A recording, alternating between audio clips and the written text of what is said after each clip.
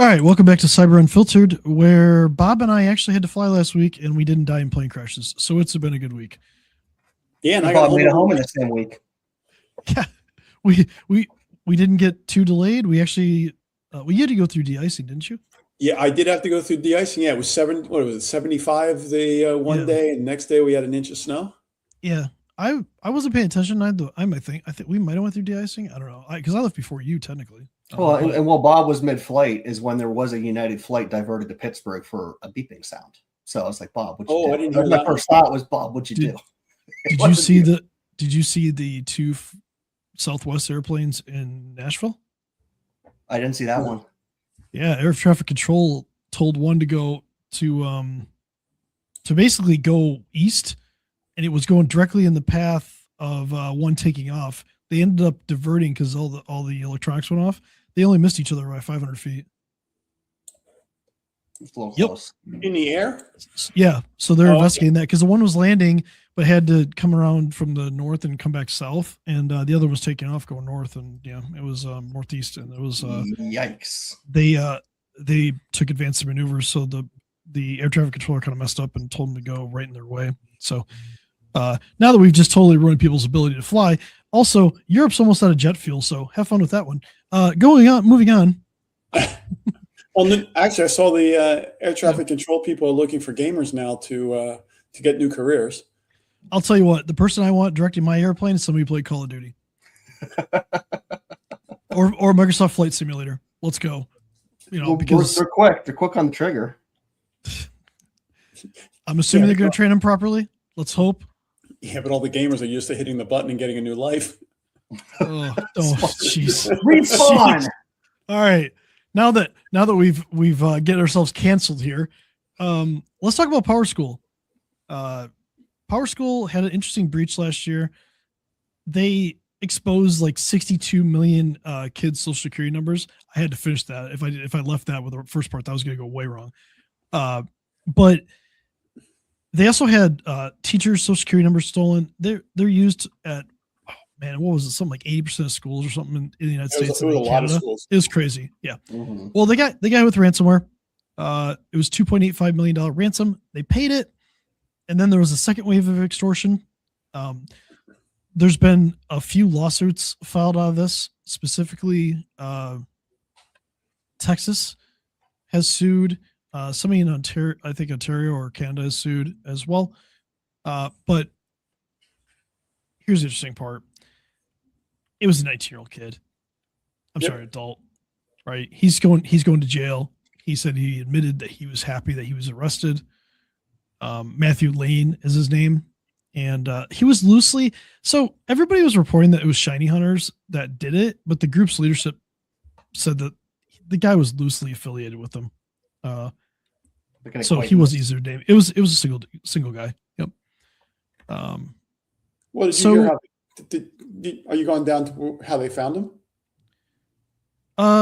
We can kind of get into that, but that wasn't the point of this. Okay.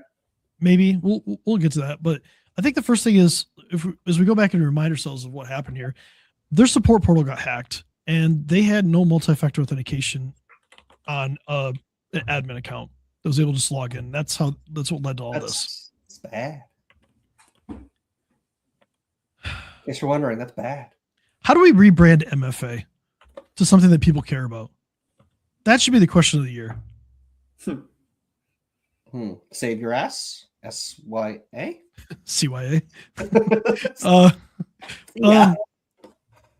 So let's talk about this from a business perspective, right? This was not sophisticated attack initially. It was just stolen credentials in an unprotected portal. It'd be like leaving your key under your mat and somebody goes underneath your mat and just unlocks your door and walks in and steals your shit. Mm-hmm. That's effectively what it's like. So how can we get business people to care about something like this? Well, I think in some cases we get some of the business. We can get definitely getting the business people to care. We also need to get the IT guys to care, because like I just did an assessment with a firm. We went back and forth, and went through a security questionnaire. We had an in-depth discussion about how they had MFA enabled. And when we looked when we looked at the evidence, guess whose account didn't have MFA on it? The admins. That guy. The admin didn't have MFA on it. So Yeah. So I actually short circuited my assessment, and I called my contact up at the company, and I said, I think my tool might have missed a control. Is there, how is MFA enabled on this admin account? Help me understand it. And it came back that we knew they didn't have it on, and well, I didn't think I needed it because I only use this account. I'm the only one using this account. Oh, that was the message. Wow. If you don't turn MFA on and use good practices, you're not going to be the only one using that account. I leave valuables in my car and I don't lock it because nobody's going to open the door. But yeah, this guy sat across from me and said, yeah, we have MFA on everywhere. And I absolutely hate the thing trust but verify. So I don't want to say that, even though I just did. It's just like you just need to have some sort of screw it. You have to verify the things you're doing, right? So you have to audit it. You have to have assurances that things are being done properly. Inspect what you expect. Yeah, exactly. I like that one better. Inspect what let's say with that one. Let's leave the other one out. And they didn't do that, right? And in your example, they didn't do that either. And we see it all the time. But for Power School to pay $2.85 million, and it was 9.5 million teachers and 62.5 million students. Social security numbers, medical alerts, special education status, disciplinary records, which I think is funny. That part, I don't know how that's really a bad thing. Anyway, and parent contact details. So it was the largest breach of children's data in U.S. history. Yeah, all because they didn't do it. The other thing with that one that a lot of people missed was it was both current and former students, because the former students were still in the database, and people were like, oh, well, we just notified our students. Well, you didn't notify every student you've had for the past 10 years. Yeah. And so Matthew Lane, which he was a student at Assumption University, which, by the way, is the greatest name of university I've ever heard of, Assumption University. Yeah. He pleaded guilty to cyber extortion. He was sentenced to 4 years in federal prison. He has to pay $14.1 million in restitution and a $25,000 fine. Will he be able to pay that restitution when he gets out? It depends. Is he going to be allowed to be a white hat hacker, which is probably what he'll probably have to be? He'll probably have to work for a 3-letter agency, and they will just take his money until he pays it back. Obviously, he'll be able to live. Yeah, but a government employee rates, that'll be a lifetime. I'm not saying they won't be, but that's just what it's going to be like. So do you think that's enough for what happened for the 62 million children's data that got exposed, the 9.5 million teachers data that got exposed, the largest breach of children's confidential records in the U.S. history? Do you think that's enough? Probably not. I don't really know their revenue or how much it would hurt them, but I feel like it should hurt. Or the money to go to something to help fix it or something, make them hurt. So, but let's hold on for a second. So yeah, he got the data. What did he do with it? Where did the data end up? Was that data out there? That might be why it's mitigating some of it, but I don't know. True. So we go down to this. There's two plaintiffs here, right? There's the guy who did it, and there's Power School for being negligent. Okay. I don't think the guy got enough. I think in a country that we have mandatory minimums for drug sentences, which are absolutely insane, we lack holding people accountable for other things. Mm-hmm. Now, do I think that he should be put in jail for the rest of his life? No, he's a stupid 19-year-old man. Still old enough to know better, though. Right. But this is the largest breach of children's data in history, and it's 4 years. Really? And a $25,000 fine and $14.1 million of restitution? I mean, that's nothing. So now, if you're one of the parents, or your teacher, or you had your information stolen, here's where the lawsuits come in. This is where the legal avalanche comes in. Texas AG is suing them for failure to implement basic security controls like MFA and proper encryption. Despite marketing its products as meeting the highest security standards. Well, that may be true, but the support portal, I guess, wasn't included in that. Navant's privacy settlement. There was a $17.25 million settlement separate from the breach.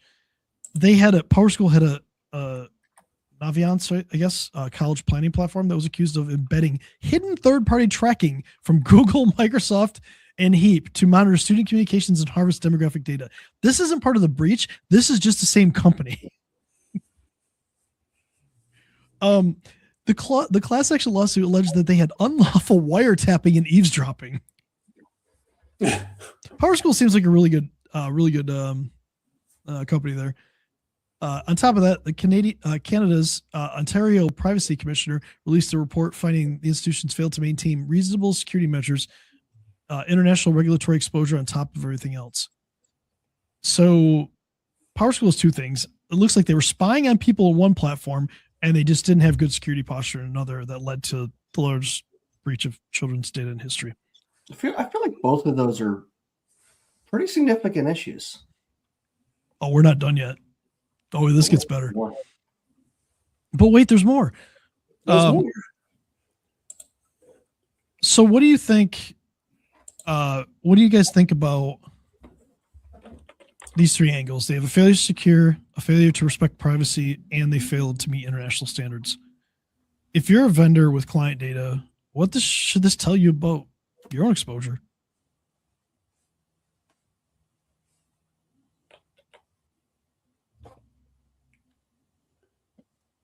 Reword that.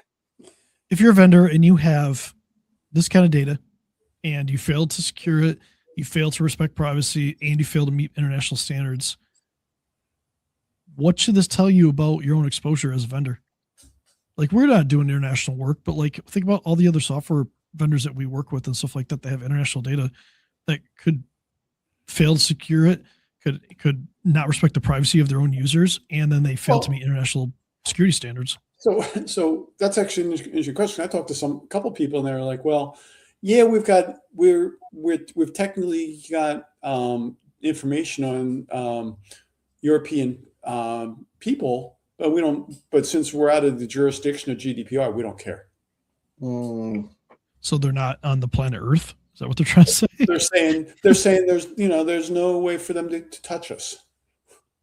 Oh, is that what they think? That's what they think. Okay. Out of their jurisdiction.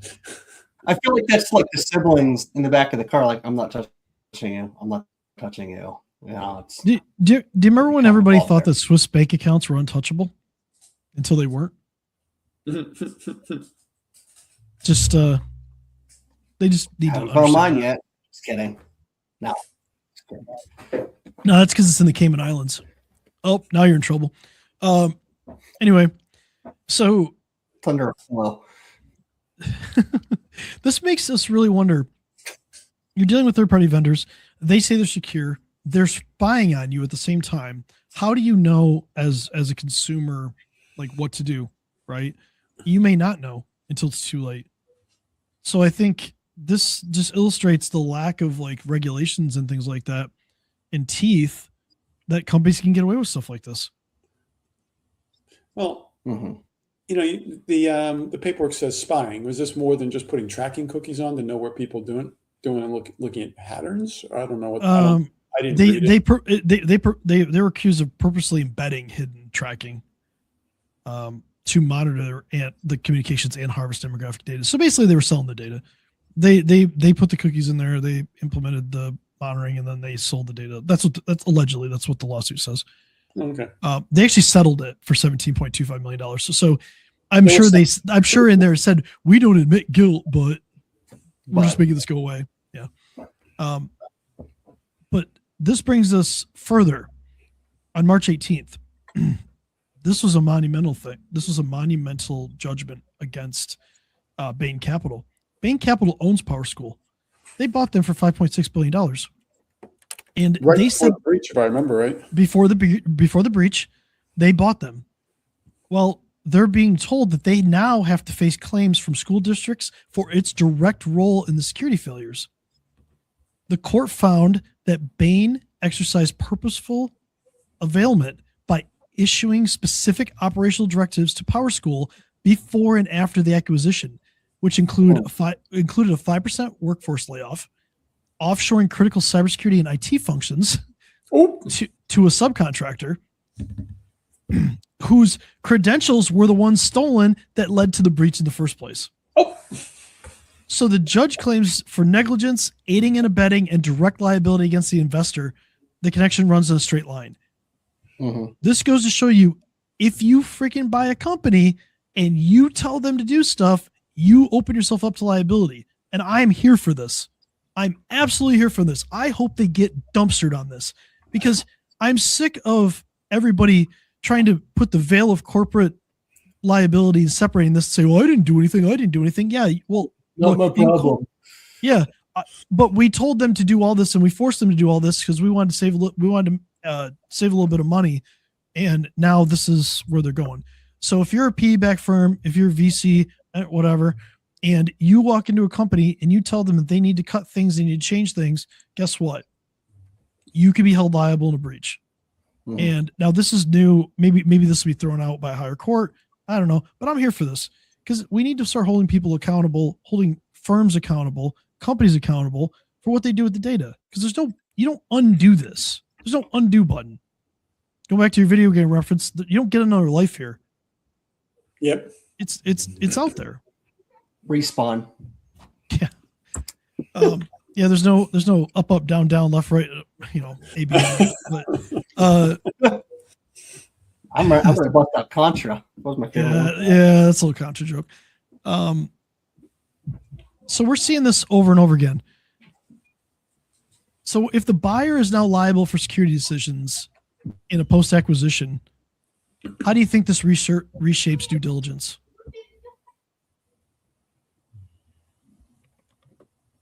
Bob, what do you think? I feel like it needs to be part of it. I mean, that's that they're assuming that they're making changes to an environment before they even understand it, and they're just sending it out there and saying, "Hey, you got to cut 5% to make this a better deal, and so the books are better." That's crazy. Yeah, but I mean, the assessment and like the logging of it needs to be part of it, especially if there's government oversight on acquisitions and mergers and things like that. If this isn't part of it, this is obviously a problem. Like, what's interesting here to me is they had them do this before the purchase was final, and they made changes after the purchase was final, and then they tried to claim that they should be that should be dismissed. Judge didn't have any of that. They were managing it. Yeah, they were directly impacting that. Mm-hmm. Sure.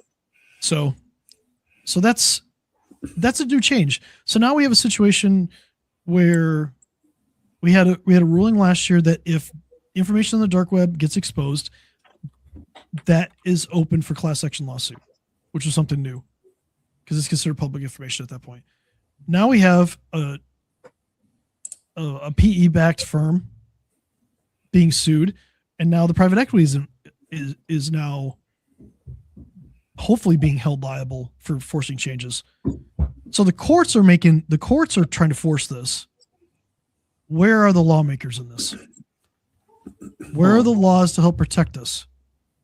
Because the courts are now having to navigate this without people in Washington making laws. They're trying to adapt all the existing laws, which don't necessarily apply. Exactly. So at some point we need regulation. We need laws to help protect our data, and we'll see how that comes about. But we have one more thing to cover today. Nah, we're not out of time. We got time. There's been a big uptick in phishing emails. Yes. AI helps. AI has been a problem. Things like that. Microsoft has a feature called Direct Send. It was initially designed to be used for like printers, multifunction devices to send email. However, bad people are using it to bypass your spam filtering on Microsoft, And it's working and it's working very incredibly well. efficiently. Yeah, because you guys have both had customers get just email bombed, right? Yep. Like Absolutely. we're suffering from that right now. Yeah, too. and the customers that we have fully managed that we onboarded that have everything set up and some extra filtering, they've been okay. The ones we've recently taken over, where it's just kind of the default Microsoft config and Yep. DMARC and DK might not be in place. Starting Saturday, they just started getting absolutely obliterated by spoofed emails. So even with the DMARC DKIM thing, if somebody sends direct send, a lot of times it can bypass that. And you can have rules where you can make it maybe get quarantined, but it's like a legacy setting. And if you're using something like an email gateway that sits in front of Microsoft, it just bypasses it. Mm-hmm. There is no protection for it. So it depends on what level of email security you have. So it's leading to increased number of breaches because it's getting delivered directly to the people's mailboxes. If you have like a rule that like writes that it's an external email, it's not written as an external email. It's written like it's internal. So they're spoofing like an internal name. So let's say for me, like my email address, it would come to me, but it would look like it was sent for me when it wasn't sent for me. Mm-hmm. So same thing occurs with if it's like a CFO or CEO, they could use their name, send it to a bunch of people, and guess what? They click on it, they then log in, give up their credentials, and boom, email popped. So if you have an IT company and you have Microsoft 365, it is highly recommended that you disable direct send. There's a setting to do it. You're probably not going to be able to do it alone because you have to do it in a command line. But if you don't know how to do it, comment on one of our videos and let us know, and we could reach out to you, maybe send you the link. It's not a hard fix, thankfully. No. For that part, there's a lot more to it than that. But like for this part, it can reduce the number of times that an email is going to get delivered to somebody's mailbox and trick them. So we covered a lot today. Power School mostly. If you want us to talk more about this email with Microsoft Direct Send and like how it works, how it can bypass certain filters, we can definitely do that next week. Just let us know. But I think we're good this week. What do you guys get going on? You just got to go dig through my inbox. It's got a bunch of stuff in it. Hopefully not direct send emails. It is, and a bunch of inbox things. Copies of stuff from clients and said, "Hey, where'd this come from?" I hear you. So I had a somebody wasn't from Direct Send, but somebody called me yesterday. He goes, "I think my phone's been hacked." Oh. And I'm like, okay, what do you mean? Well, confirmation codes were showing up, and I wasn't asking for them. Turns out his email was compromised. He had some network solutions or a direct IMAP account or something, but bad guys got into his account and requested the password reset for both United and American Airlines. Didn't know you could buy MacBooks with United points, but apparently these guys sucked out 300,000 miles of frequent flyer miles to go buy a MacBook and get it shipped somewhere, and all because he had all his authentication codes back to his email. Mm-hmm. Goes back to people do simple things, and email and text-based verification still hurts. I wouldn't have thought of the value of that for buying product versus tickets. So not as easy. It's kind of, I guess it's like credit card points, right? I mean, at the end of the day, there's a value. It really apply to anything. Right? Yeah. On the American account, it was Target gift cards. Mm-hmm. We found those. I was like, go redeem them or at least report them. But they sent they were sending the physical laptop somewhere. God knows where. We had the address, but not that it mattered. It was not that it's going to get caught, but the product got stopped. But the guy was like, "How'd this happen?" I said, "You got fished." You said it was IMAP. It was IMAP. Did it have it? Well, IMAP wouldn't have MFA, so you're kind of like his credentials. Yeah. So they got fished. His credentials got exposed somehow because you reused the password 50 times. Yep. Man, that's a rough one. All right. So, by the way, if you want to send me 300,000 American Airlines miles, I'll take them and I'll send you my account number and you can just send them to me and I'll just go buy a MacBook. So RAM prices are killing me, guys. All right. Can you send me your login so I can verify your account number and make sure that it's accurate? Oh, I see what you did there. Yeah. And that's what looking at the emails that were in there. The guy went in and put the guy's email address in first, and United or an American came back and said, "Here's your frequent flyer number," and then it did a password reset on it, and back to the email. All right. Till next time, I'm gonna go hack presses. Enjoy the rest of your week, and knowing that somebody can hack your IMAP email really quickly. And if you want to know what that means, let us know. We can talk more about that next week. Cool. I guess.